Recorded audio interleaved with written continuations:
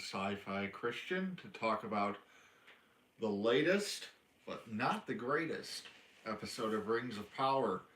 I'm smoking here a Dunbarton Tobacco and Trust Master de Saka Bewitched, and believe me, that was the best part of watching this episode tonight. I said, my wife asked me earlier, "What are you up to tonight?" I said, "I'm gonna watch the new Rings of Power and then make fun of it on YouTube." And that mission's half accomplished, and here comes the other half. Holy crap! If you have any idea what is happening on this show, you're doing better than me. Because I don't have a clue. Like, this show makes no sense. It's kind of been a slow burn in terms of the plot coming together. Well, I think things started to come together tonight, and it's like they just bared their soul to us in terms of where they're going with the script, and the results were, ugh, they don't know. Say every moment in this show is conceived as an individual moment without any sense of coherence or anything like that. So we'll get into all of that. What a piece of crap. it's I think this episode did have a few laugh out loud funny moments, but the big takeaway for me was less like Galadriel and the horse. I don't know, or they took our jobs or anything like that. It was more just the overall uh, what the hell is happening? How does this make any sense? The complete lack of any sense of anything that clicks together. So let's start with our buddies, the Harfoots, the Harfeet. Um, I just love these little guys. The death cult is back this week.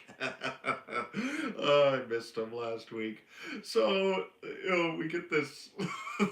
Okay, so I'll be fair here. I'll be fair. The Harfoot storyline this week started out okay. At least by Rings of Power standards. It wasn't. Um, it wasn't terrible. Like, you get the whole scene with Nori talking to maybe Gandalf or the Gandalf substitute. It's a fine scene as far as it goes, but it did make me laugh because he's like, "I'm Peril." She's like, "No, you're not Peril." He's like, "I really fucked up those fireflies." Which he did. Oh, and then we get the song and the montage of them traveling, which, okay, so this is a great example of what I'm talking about, because on the one hand, this is, I guess, a nice enough moment. The song wasn't bad. I'll give it that. It was really really kind of cheeky of them to work in the "Not All Those Who Wander Are Lost." That you didn't earn that one. You didn't earn that one, but the song wasn't terrible. I'm gonna say maybe the most successful thing in the show so far. That's damning with faint praise. But it does, like, when you back out and think, okay, let's think about this song and this travel montage in context. Does it make any sense? Well, it does not. Why? Because why are the Harfoots traveling? Why do they need to migrate? Does anybody know? Has the show explained to us? It's like, well, they have to migrate because that's what Harfoots do. Why? Why? What is the point of this? Clearly, it's not doing them any favors because, according to the Harfoots, they're getting eaten by wolves. We saw it almost happen in this episode. It's like, migrating seems like a really bad survival strategy for them because they're all dying on the way. To the point where they've evolved into a death cult. So what, it's like we get this moment, it's like, oh, these poor Harfoots always having to travel, don't you feel for them? And it's the rousing song and the montage, and it's like, oh, but then back it out. Does it make any sense? It does not. It does not. It makes zero sense why the Harfoots are migrating. The only reason they're migrating is because the show eventually wants them to found the Shire. That is it. There is no sense for it beyond that. That is the only reason why the Harfoots are migrating. I did find it funny in the song to go back to their gall of including not all those who wander are lost. That's true. That's the true word, profound words from J.R.R. Tolkien. Not all those who wander are lost. The Harfoots definitely are lost. They are not the people that those words are talking about. They are 100% lost. Oh, in all senses of the word. They have no clue where the hell they're going. They're lost in that sense, and they're lost in the sense that they're regularly dying. And it's just great. Um, and then I loved later where we get the leader Harfoot, his wife's like, you should have knocked off their wheels and left them behind. Yeah, if there was any doubt before that this is a death cult, that should be gone now. Oh, that was really, really funny. So I get that they're trying to play up the is he good, is he bad thing with the Gandalf. I'm just gonna call him Gandalf until we're proven wrong or right on that point. So they're trying to play up the good versus evil thing, and it just falls flat with him. At least with what they showed us in this episode, saying, "Oh, he saved them. He must be good." But then he almost froze Nori to death. Did he? Because from where I was sitting, that was kind of her fault. He's sitting there in like a magic freak out trance, and she goes and touches him. Like, that's not his fault. That's her fault. It's like, if you see a car on fire and you run up to it and then you die, it's not the car's fault. That's on you. You're the moron in this scenario. Oh, so that's all good. I want to, we'll come back to. I want to talk about all the Numenor stuff because boy, it doesn't make any sense. But let's get to how I titled this episode with clearance rack Helm's Deep. This is like the Kmart version of Helm's Deep that we're setting up in the Southlands because it's clearly where we're going. And it starts out with this speech from what's her name, Bronwyn, I think it's her name, Theo's mom. Got a real like to talk about this.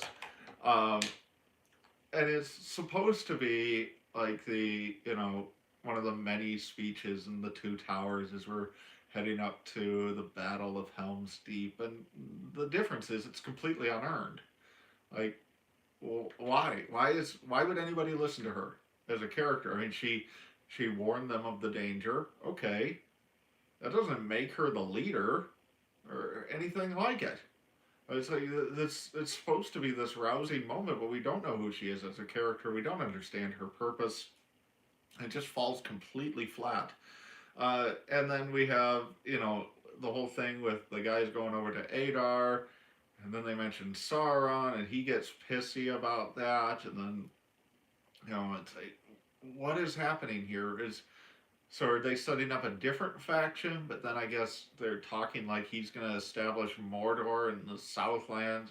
It's like, I guess some of those things could be fleshed out later, but why? Like, what is happening? What are the sides? What are the stakes? I mean, so far we've got Galadriel revving everybody up that there's this huge army in the Southlands, and so far we've seen like 5 orcs and an elf with a skin disease. That's it. And he's not even necessarily in league with Sauron. I mean, he probably is, but maybe not. The script doesn't know. It's going to change its mind every 5 minutes. And then the part that really had me scratching my head is later on in the episode where Arendir's talking to Theo, and we get another rousing moment that isn't rousing because it's unearned, and he's like, "You learned by 14 what I learned by 200." No, he didn't. He just doesn't want to die. Like, yeah, I mean, I guess there's a form of courage there, but that's not, he's not there voluntarily. He's there because he doesn't really have any choice. And then he shows him the dagger, and Arnder somehow knows there's this statue hidden back there, and then he's like, "It's a key." What? Where? How did we get to that? This is again this show. It's like the individual moments. And most of them don't work. So this is one that doesn't work. You know, you could say like the migration thing is a little nutshell. If you were to just watch that scene, it kind of works. This doesn't work at all because why? Like based on what? It's a key. Based on what? How did you deduce that? It's the script just is skipping over massive pieces of logic, and I also love that Bronwyn's just like all ready to go over to the enemy. It's like, weren't you 5 minutes ago doing this big William Wallace speech in front of everybody? Oh, it's so bad. And then, you get the orcs marching off. It's like they're trying to do Helm's Deep. It's again another moment where this show is inviting comparisons to the original trilogy, but all the comparison does is highlight how good and effective that storytelling was and how pathetic this storytelling is. Like, you know, one of the things I think you could critique the Peter Jackson trilogy for, from a purist standpoint, is that Helm's Deep is one chapter in Two Towers, and it's kind of in the middle of the book, and it becomes the centerpiece of the movie. So okay, we've deviated from Tolkien, and there's the elves show up, and that doesn't happen in the book, and like there's a lot of nitpicks you could make, but just turn off that part of your brain, and it's like, as filmmaking, as storytelling, totally effective, totally effective. And just a great film and a great build up to this battle, and everything feels earned in it. Like the moment where Legolas kind of freaks out and he has this moment of despair, and like the tension between all these people. And then you look at this, it's like they're trying to do the same thing, and none of it is earned. They're just falling flat on their face. Uh, okay.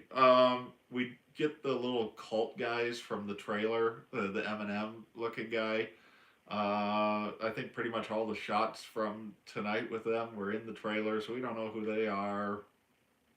Whatever. It didn't make a lot of sense to just have them in one scene, but we'll see where that goes.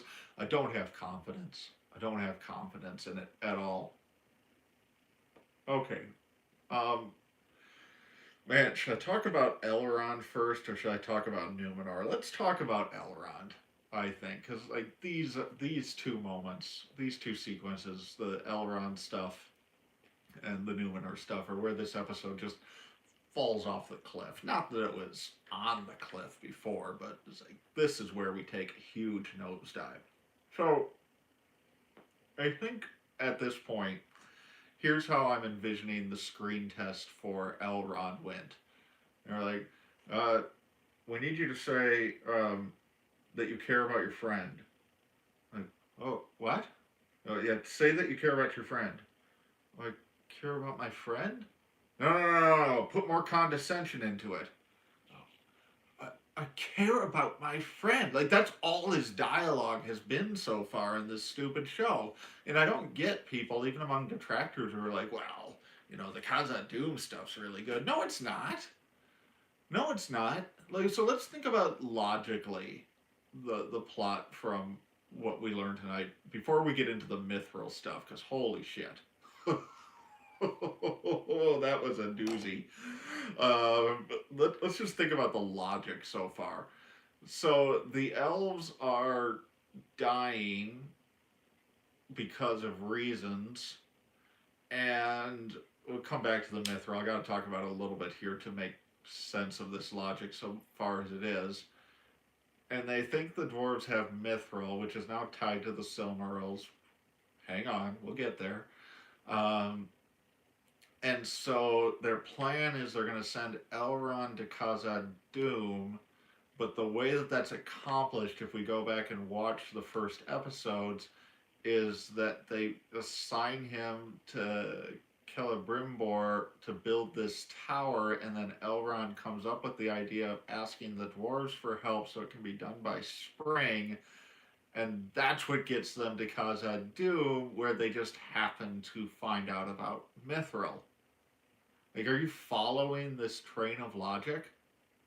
You shouldn't be, because it doesn't make any sense.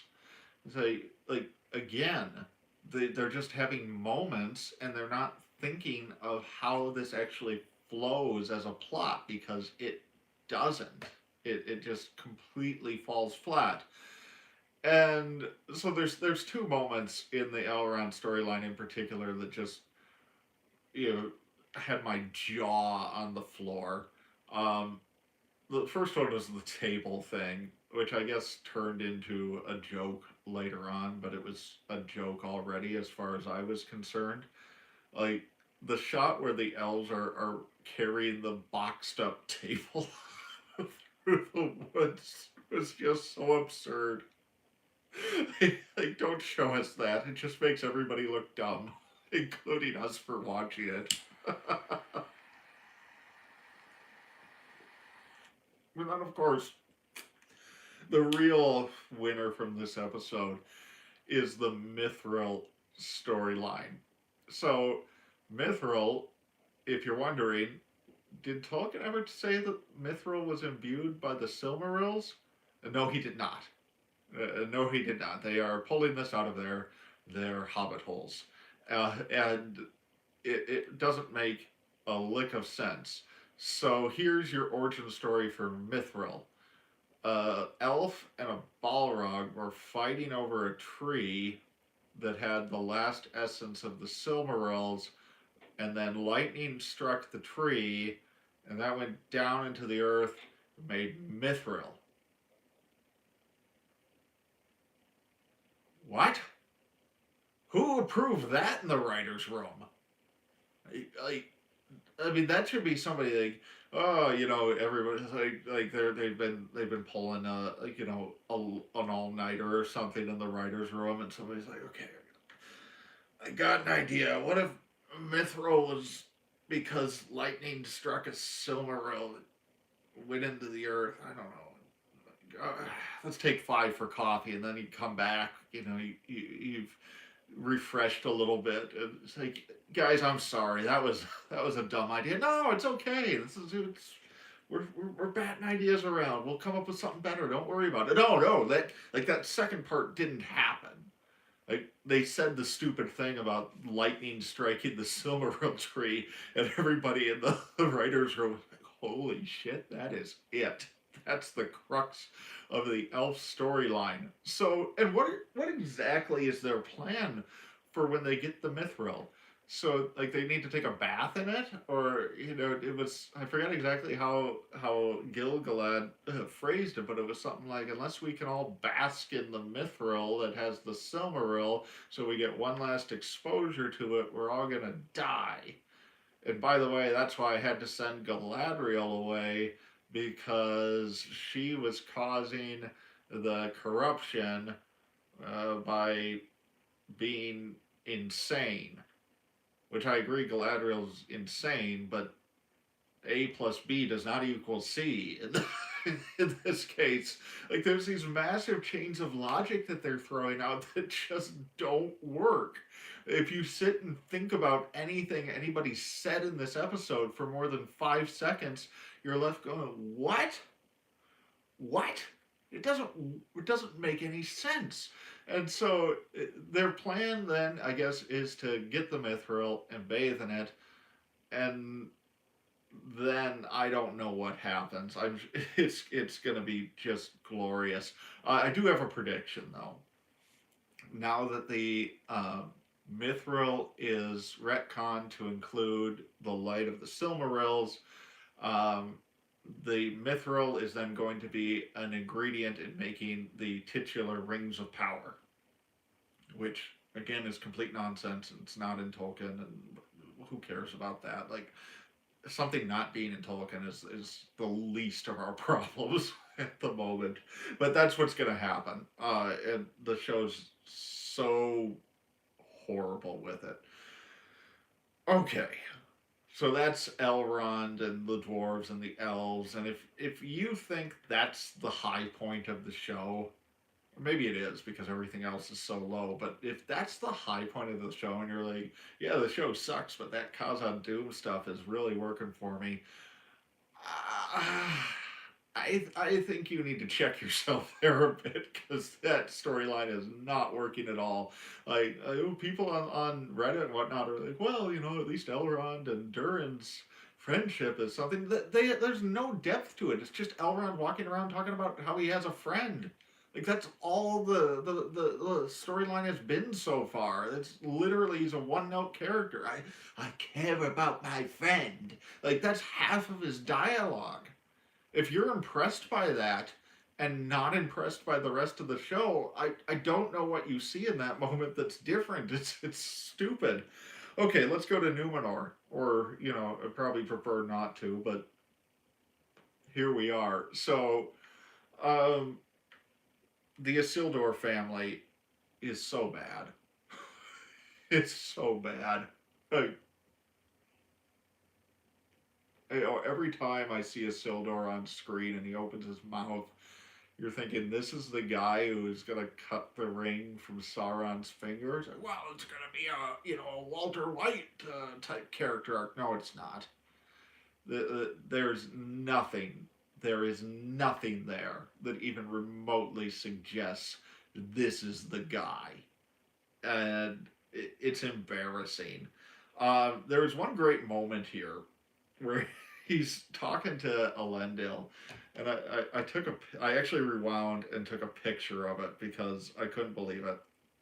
And he's like, he's begging his dad for a shot on the boat, and there's a moment where not Isildur, Elendil says, or Isildur's like, I need my spot on the boat. You're giving it to those men, and they gesture off screen, and Elendil's like, those men earned their place, and then they cut to those men, and the shot is just astonishing. I'll try and hold it up. It's not probably not going to look very good, and it's better if you just go and watch the moment. But it's essentially just old men, and people carrying baskets, and it's like these aren't the people getting on the boat. This is just regular people walking around. Like, did they put the wrong shot in? $1 billion. $1 billion, so they can't go back for 2 more seconds of B-roll footage that works good, or just use a shot from later in the episode. You must have a ton of B-roll from when they're walking around in their armor. Use one of those shots. Yeah, they weren't in their armor yet. Who cares? Enough crap on this show doesn't make sense. Just use that. Instead, we get old men carrying baskets. It's astonishing. And honestly, that was one moment I had to rewind. I think the other moment I rewound was when Durin had the quote of the season so far, which was, "Give me the meat and give it to me raw." Yeah, I'm not going to be using that one out of context or anything. Okay, that's unfair. I'm bringing my junior high level maturity to that, but the show's asking for it. Okay, so we have stupid Isildur, we see have his friends, and then we get all this stuff where we see sister. I don't know her name, and I don't care. Um, his sister there, and she's talking to the guy who looks like Big Head from Silicon Valley, and she's like, "You got." I guess he's Farazan's son. She's like, "Go tell your dad, get him to stop this." And then he does, and Farazan, he goes to talk to him. Farazan's like, "No, we have to do this so we can establish supremacy over the elves." And I'm just wondering, like, what exactly is the political situation around Numenor sending people to Middle Earth, and what exactly are we as the viewers supposed to be hoping happens? Because here's where I'm at, and this is where it's like, if you can make better sense of this, you're doing better than me. Um, Last episode we had the they did their jobs moment, and so everybody's pissed off at the elves. I feel the same, dude. Yeah, it's a confusing mess. And so they have this, oh, they took our jobs. We hate the elves. So, okay, logically, then, those people in that camp, which included Farazan as a political opportunist, but still, he took their side, are not going to want to go along with the elf's plan, right? Like, if we just take the show on principle, it's logically setting up these people are racist to elves. They hate elves. So, logically speaking, they're not going to want to do the elf's plan. One episode later, Farazan, their leader, who's taken advantage of this rage to build his political power, is on the side of sending people until like 10 minutes later in the episode where he isn't when they get to the council scene. He's like, maybe we should wait. What is anybody's plan? What are the politics? Right? Like, you know, like the whole they took our jobs is it's clearly a it's like a Trump reference or something. So it's like if you were to make a movie about Trump and he's like doing his rally, we're gonna build the wall and everything, and then the next scene in your movie is let's just open borders. Like, what? How did you get from A to B? It doesn't make any sense. It leaves you scratching your head and just in pain from trying to figure it out. I did love one moment where Big Head shows up to talk to his dad, and he's like, "I'm going to talk to you about the elves," and then Farazan clears the room, but he does it by like he just kind of looks over his shoulder very slowly, and somebody somehow everyone knows that's their cue to get up. Okay, so that's bizarre. And then the other thing that's bizarre is we got Halbrand, whatever his name is, not Aragorn. Boy, did they play up the Aragorn angle in this one. They had him in like full Viggo Mortensen makeup. Like, come on, guys. Come on. What are you doing? It's probably still a freak out. He's or fake out. He's probably still a freak out. Yeah, that's what it should be. He's probably still going to be Sauron, but it's like, what are you doing? What? He's not Aragorn. Galadriel's known him for like 2 minutes. Yeah, huge Aragorn knockoffs all over the place. I mean, everything in this show is a knockoff. It's like constantly. Remember that thing from 20 years ago that's way better? We're here to do a shittier version of it. And okay, so Halbrand was on a raft. He's here, and this is like God knows how much time has passed, and he's with Galadriel, and then he's being brought in to give an update on orc troop movements in the Southlands, and he knows about those how? He's on a boat. He's in the middle of the stupid ocean. How does he doesn't know what's happening there? There's no logical way. Oh, and then speaking of Galadriel, I'm just going to be all over the map. It's like her lesson of when she's teaching the guys about pocket palantir. Oh, that would be funny. Halbrand sneaking off to look at the palantir to get the orc movements. Oh, but no, remember in this show, the Palantir doesn't show you things from far away. It's vision casting, so that doesn't even work. But so Galadriel's training lesson was so bad because I, here's the problem with this character. It's that she can't do anything wrong. She has to be perfect in everything. And we'll get to her little speech about the darkness inside her in just a second. Because I guess that's their attempt to make her give her a flaw or something. It doesn't work. Um, but this seems just absurd because elves are not, elves are great warriors. And so, okay, I'll go along with Galadriel being a great warrior, kind of. I mean, it doesn't really work for her character, but okay, well, let's just go with it. And they're not able to just take on 20 people single handedly. Like, again, to go back to Two Towers and the elves showing up there, and when Haldir dies in the attack, it's like, oh, the elves are more, they're immortal, but they're mortal in the sense that they can be killed. They're not just Superman. And so you make him Superman, It's like, well, at some point, to actually give tension in the show, you're going to have to reverse that. What sense does this make? It doesn't. And it's just, you know, Morford Clark, I'm trying not to rip on the actors in the show because it's not her fault that she's given such horrible dreck to work with. But, like, every scene, she just has this smug, crazy look on her face. She's totally unlikable. She's totally unlikable. There's nothing about her character that works. And then we get the whole scene with her and Halbrand.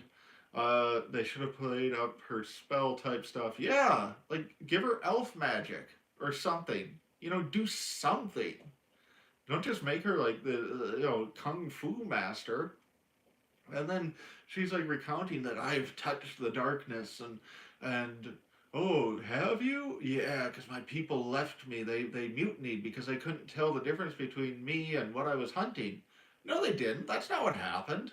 They got sick of being dragged up ice mountains so that you could find a sigil that's been there for 300 years and wet your pants over it. They didn't.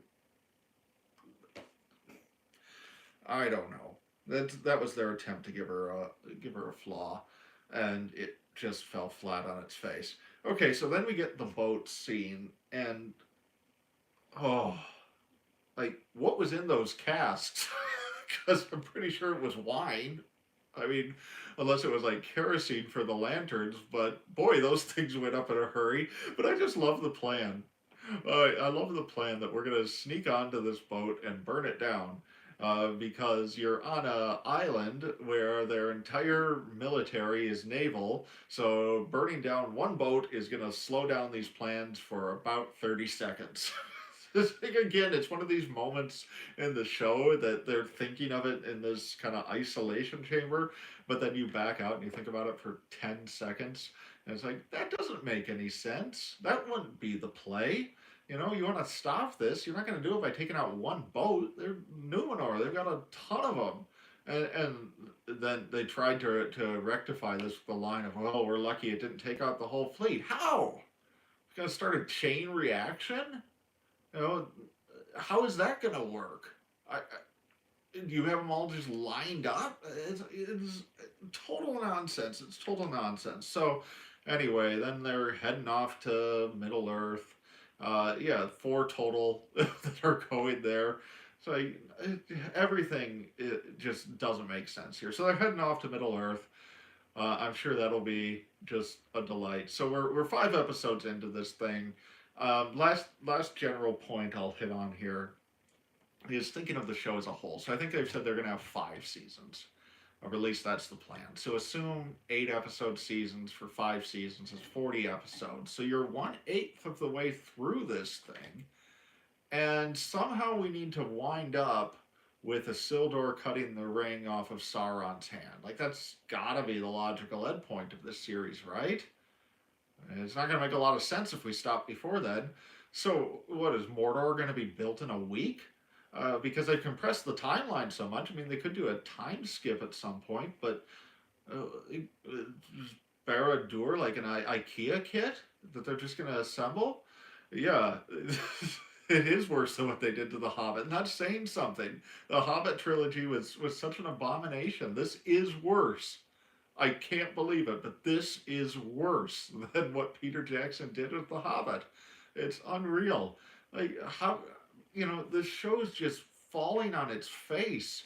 And how are we ever going to get through however much needs to develop to have the last alliance in this big battle at the pace that we're going? It makes no sense. And what, the Return of Sauron's going to be a long weekend? What is this, the first Thor movie where Thor, finds true love in a long weekend in New Mexico? Uh, this is such nonsense. Oh, this show's something else. This show is absolutely something else. Thankfully, it's a joy to hate on it. If you did make a video earlier this week on how I would fix Rings of Power, what they're doing wrong, so you can check that out if you want to know, root cause analysis on what is deeply, deeply wrong with Rings of Power. But man, it's just incompetence from the top down. They don't know what they're doing. As we saw in that one shot I was talking about, the editing even is just off. Everything on this show is falling flat on its face. And at this point, I'm just cheering for more of the Harfoot Death Cult. That's what keeps me going. Uh, yeah, exactly. I'm just reading the live comment here. It's fun to hate on, but when you're watching it in the moment, there is just this rage that boils up. Like, you have so much in Tolkien's world. You have a blank canvas. And, it's you do this with it. Like, why? Why? Oh, all right. 3 more episodes to go, which is probably good because then we'll all need a long break from Middle Earth, or at least from this abominable version of Middle Earth. Hopefully next week we build up to the sure to be disappointing Kmart version of Helm's Deep a little bit more. Maybe we'll even get it. This show sucks. Ben Devoto, we'll talk to you later.